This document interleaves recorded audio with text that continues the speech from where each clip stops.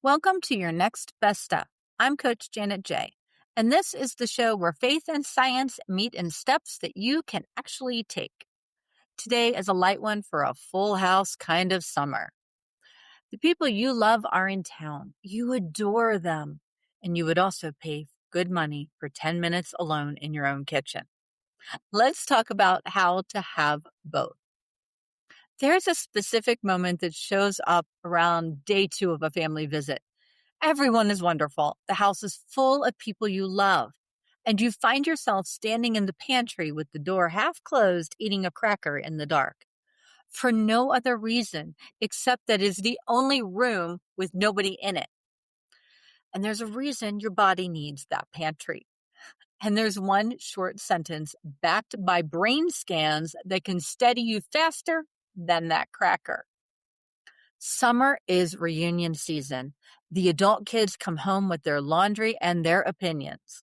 The grandkids arrive at full volume.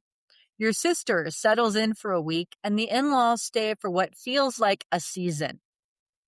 Maybe you are the one traveling, sleeping in a guest room on a mattress from 1987. Maybe you live alone most of the year, and the sudden fullness is wonderful and a little loud. However it looks, the pattern is the same. You love these people. And somewhere around the second day, your shoulders climb up towards your ears and you cannot figure out why. Because nothing's wrong. Here's something worth saying plainly. Having a few minutes of air is part of loving people well over many days under one roof. Deep love and real human need for space sit side by side. Both are true at the same time. There's an old letter that speaks right into this. Paul wrote to a young church in a town called Colossae, and in Colossians 3, verse 12, he hands them something to wear.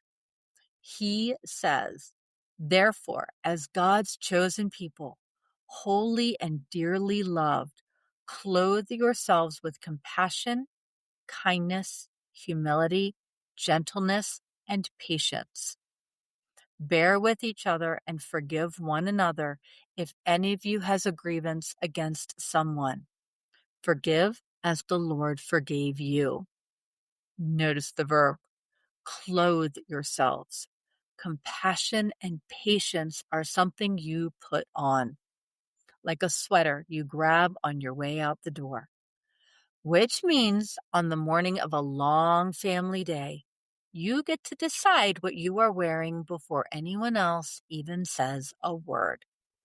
And there's a tool that makes patience easier to keep on.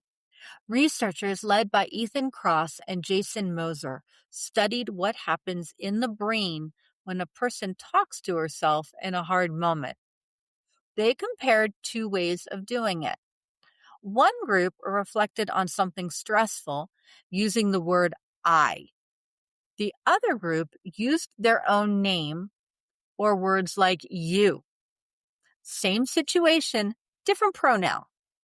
The brain scans showed that using your own name lowered the early spike of emotional reactivity. And it did this without lighting up the effortful willpower part of the brain. In plain terms, talking to yourself by name created a little distance from the feeling, and it was close to effortless. Later work confirmed the effect holds even when the feeling is strong.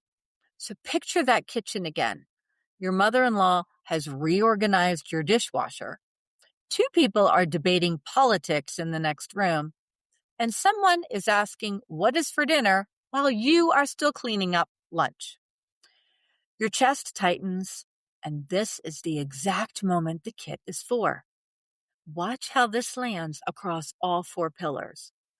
Mentally, the bracing you do all day, the part of you scanning for the next thing to go sideways, eats energy, and naming that moment eases the scanning. Emotionally, you get to feel the love and the limit together without guilt piling on top. Physically, a full house keeps your nervous system mildly switched on, and 90 seconds of stepping away lets your body settle back down. Spiritually, you have already chosen your clothing, compassion and gentleness and patience, and you can pull a sleeve back up whenever it slips. Here is your next best step this week, and it's 2 short lines that you need to keep in your pocket. The first is the step away line, a warm, low drama way to leave the room for 2 minutes. Something like, I'm going to refill everyone's water. Back in a few. Or, let me go check on something. Give me 5. No grand announcement, no explanation owed. You are allowed to leave a room. The second is the name line, the one straight from research. While you are standing at the sink or out on the porch, you say to yourself by name something like, Janet, you can handle the next 10 minutes. You love them and you need air. Both are true. Using your own name does the very thing the study found.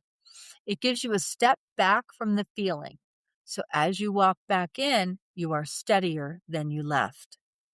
Here's the kit, packed and ready for the weekend.